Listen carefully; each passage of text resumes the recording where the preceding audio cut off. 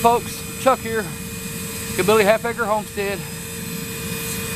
Gotta kind of talk kind of loud here. This foundry is, I got my foundry running. This is a waste oil burning foundry. Actually right now it's running on off-road diesel fuel. And I just had to, I had put off this video. I was waiting to do some casting and do some some foundry work because, well, my foundry had caved in and I needed to redo it. And I got that redone. You see the blue 5-gallon bucket there that has diesel fuel in it. You'll see the hose. It's just a drip feed waste oil burner. What's making the noise is the rushing of the burner itself, the flame, and the little vacuum cleaner motor that's supplying the big blast of air that makes the whole thing go and get so hot enough to melt aluminum. So, promised you guys some shots. There's a little wind blowing. The reason I wanted the camera on the south side of the foundry, but I got to paying attention. The wind's out of the west today, and if I do that, the wind is going to be blowing right into the microphone. I mean, the wind's not really bad today. It's nice. It's a beautiful February day. I mean, it's 50 degrees plus. The chickens are out scratching and pecking and having a good old day, and the bees are out flying. They're picking up maple pollen, and it's just a, it's just a beautiful day the Lord's given us. And I want to try to do a little foundry work, maybe cast, and I'm going to try to, I've got a mold made. I'm sorry I didn't get any footage of that. I'm putting the, making the sand molds, but I will later. But if you're interested in sand casting or learning how to do any of that, there's videos all over YouTube already, but I'll still, I'll still make a couple. But the video, or I'm sorry, the foundry and the burner and everything, it was working so good. I did just a test run and melted some aluminum and poured some ingots this morning, and everything seems to be working good. At first this morning I didn't know I was going to try to cast a part, but everything was going so good. I thought, it's been a while since I've been able to get outside and do anything besides sit at the computer or sit it on the couch and watch TV. So I'm going to see if I can get a part made. Remember, we're making a Gingery style lathe. If you don't know what that is, you can look that up. It's basically a series of books that you can buy where David Gingery, he wrote the books back in the 80s. He shows how to make various metalworking, machine shop type tools. He shows how to build a lathe, a metal shaper, a milling machine, a drill press, and I don't know, I can't even remember. There was a couple more of them, but anyway, you can look those up online. And the one I'm working on right now is the lathe, and I'm gonna try to build a carriage, casted carriage today. See what happens. I'm gonna move the camera. My mold is sitting just to the left of where the foundry's sitting. And if I swing around, there's an old lawnmower sitting here. See right there? And it's sitting on the ground right behind that lawnmower. You're not going to be able to see it from here. So I'll move the camera when it comes time to pour the part. But I'm going to step away from the camera. If I say anything, you probably won't hear me over all that racket, but I'm going to go over here and check and see how our aluminum's doing and see if it's getting close to melting and pouring stage, okay? And I'll be right back with you.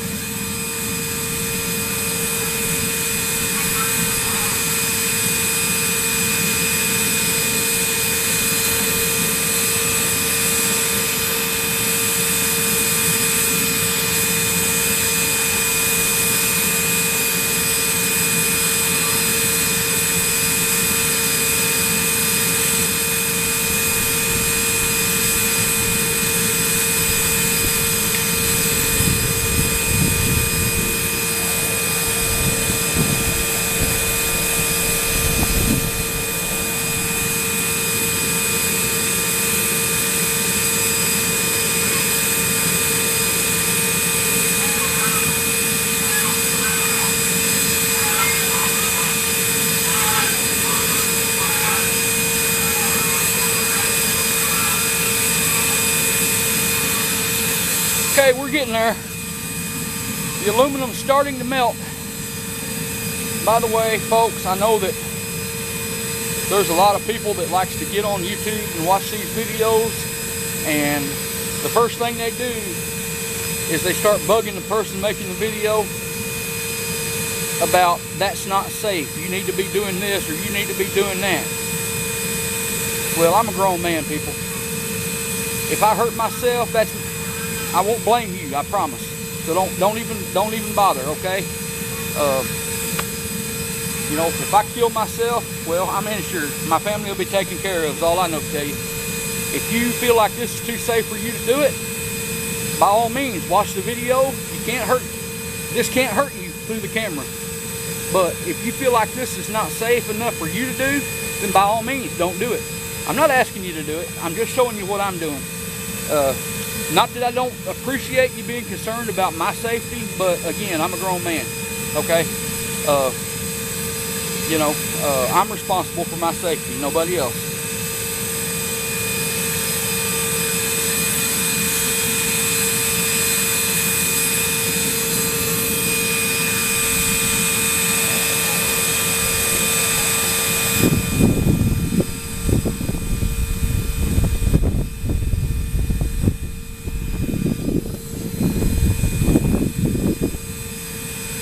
Once that gets to melting temperature, I have to let it actually get a little bit past melting temperature so that it can stay liquid while I'm trying to skim all the dross off the top and then pour it into the sand mold, okay?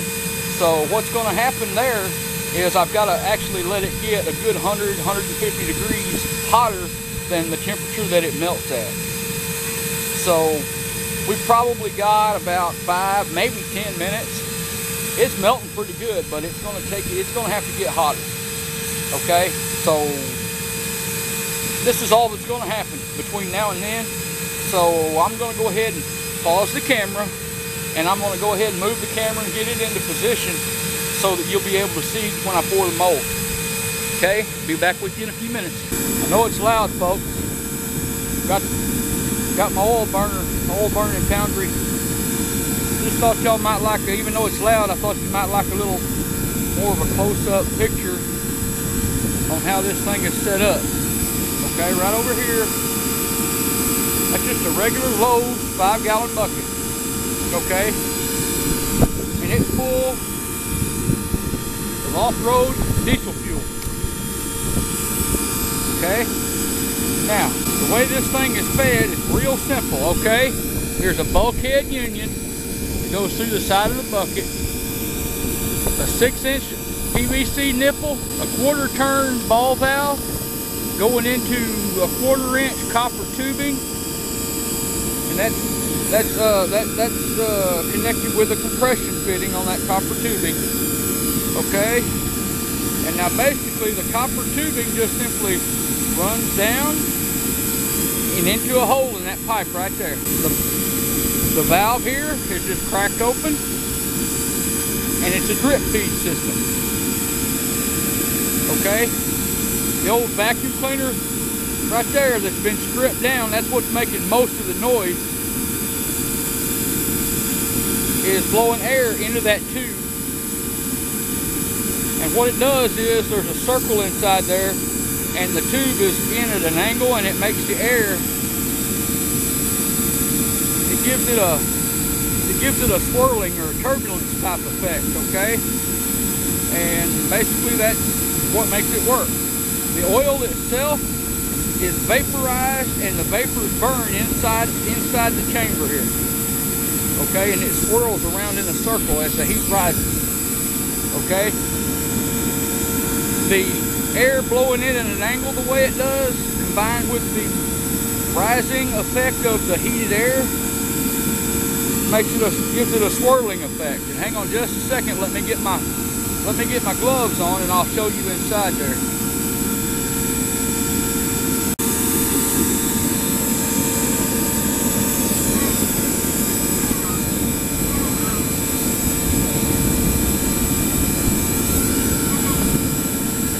Okay, you can see the air can see the flame rising up out of there. Now I'm not going to leave this here long because I don't want to black the. See how that swirls around in a circle there? It's kind of the same principle I think a jet engine works on. Okay, in there, if you can see it, there's a pot with some pieces of aluminum in there. Now that's ingots that I have made myself out of scrap aluminum. I've melted it down, and then I poured the aluminum out into that muffin pan right there. And I made little pieces that look just like that. Little aluminum muffins. Trust me, I don't care how much honey the bees give you to put on there, you don't want to bite down on that bad boy. You bite down on that, you'll have dental work. It looks like make people think you're from Arkansas. By the way, y'all did know that the toothbrush was invented in Arkansas, right? Because if it had been invented anywhere else, it would have been a teeth brush. Okay. Alright, I'm going to cut the video off. Get the camera back out of the way. I'm going to pour another casting today. Get back with y'all later. Okay, folks, I'm back here. I've moved the camera around a little bit. Yes, I know this is messy, but, you know, I haven't figured out a way to prevent all that yet. I'm constantly skimming off dross and what have you, and I've got crap over there that come from when I tore the foundry apart right before I rebuilt it. Anyway, that box right there on the ground, right there by the shovel, that's my mold. Okay. See the little openings on the top of it? One's a sprue, one's a riser. I'm going to be pouring aluminum into one of those, and if all goes well, I think I should have aluminum come up out of the other side, because it'll fill the mold and then it'll rise through the other side.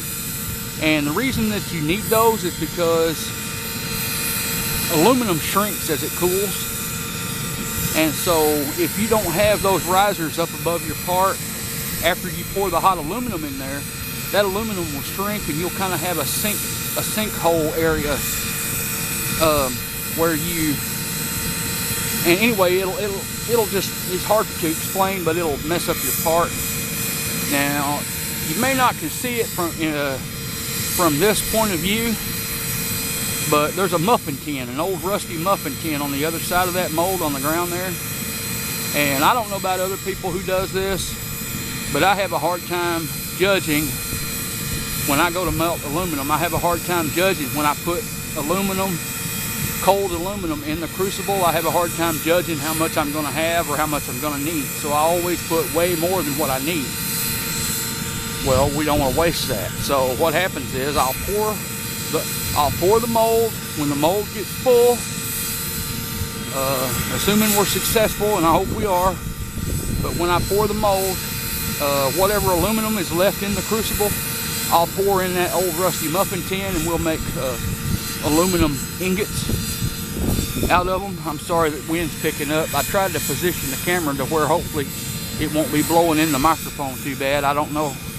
I won't know if I succeeded until I take this card in and put it on the computer later where I can take a look at it. But anyway, what you're going to see me do is you're going to see me pull the crucible out of the foundry. Okay, I will be cutting the fuel off when I start to do that. But you're going to see me pull the crucible out of the foundry. I'm going to set it on the ground. I'm going to take an old stainless steel kitchen spoon, and I'm going to skim the dross off the top of it, and you'll see me just kind of throw that on the ground there, on the bare ground, and then I'll pick the crucible up again, and you'll see me walk over here to the mold and attempt to pour aluminum into that mold. Okay, and well, you'll see what I'm doing as I do it, and I'll try to explain a little bit more about it later. If you have any questions, you can leave them in the comments, of course, at any time, and I'll explain the best I can. But anyway, I'm gonna see if I can get this done. I think our aluminum's just about ready.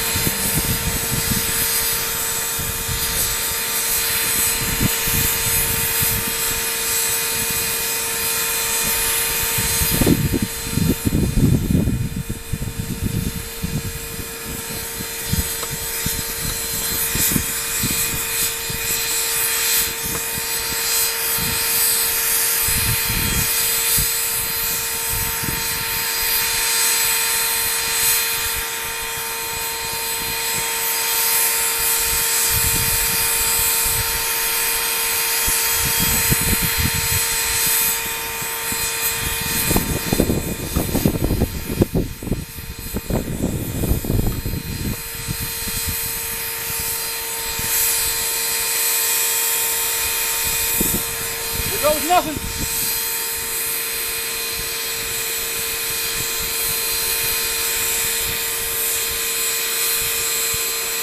Here we go. We got the mold full. Now we're gonna pour the rest of this out as ingots. That's about somewhere in the neighborhood of 1,350 degrees. Yes, I know the grass is on fire. It'll be fine. Won't be the first time I've caught the grass on fire.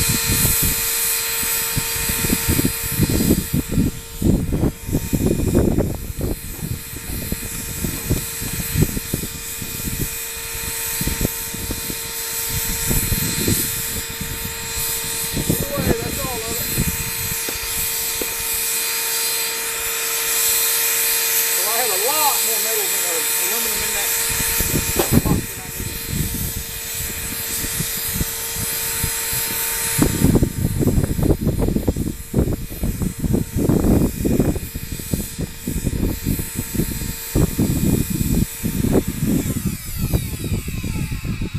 Turn that noisy rascal off. Okay. Now I did notice, I don't know if you noticed from your vantage point,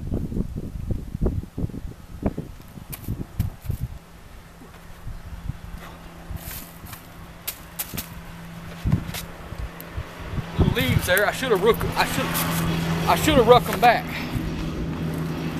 but it'll be all right. You know, I've got that camera turned around. Probably the wind's going to blow right in it now. Anyway, you see how I poured into one location, the aluminum went down in, filled the cavity, and then came up the other location. And now if you look right, I don't know if you can even see, or if you, or if you can tell on camera, let it refocus here, but you can see right on the top of that small circle of aluminum, see how it's sinking in the center? What happens is when aluminum cools, it shrinks, and that aluminum is sinking down in there. The aluminum inside the cavity, it cools first, and what happens is that sprue and the riser, they feed melted aluminum into the part as it shrinks. That way you don't have a shrink cavity in the part itself, and that'll ruin your part. Okay, you want, if you're going to have a shrink cavity always, well, you want it to be in your sprue or in your riser. You don't want it to be in your part itself. So right now, I do worry about this part. It may be usable, I don't know, but it looked like when I poured that, I hit a little bit to the side of the opening of the sprue there, and I'm afraid I may have washed some sand in. If I did, I'll probably have a bad spot in this part, and we'll probably have to do it all over again. Anyway, we'll see. This needs to set. That part's not very big. They say, you know, I've heard people say you need to let it set for an hour. But you know, that's solidified in there now probably. But I'm gonna let it set about 10 or 15 minutes, and then we'll take it in there to the molding bench, and we'll shake it out and see if we've got a good part or not. So we'll get back with you when we get ready to shake it out.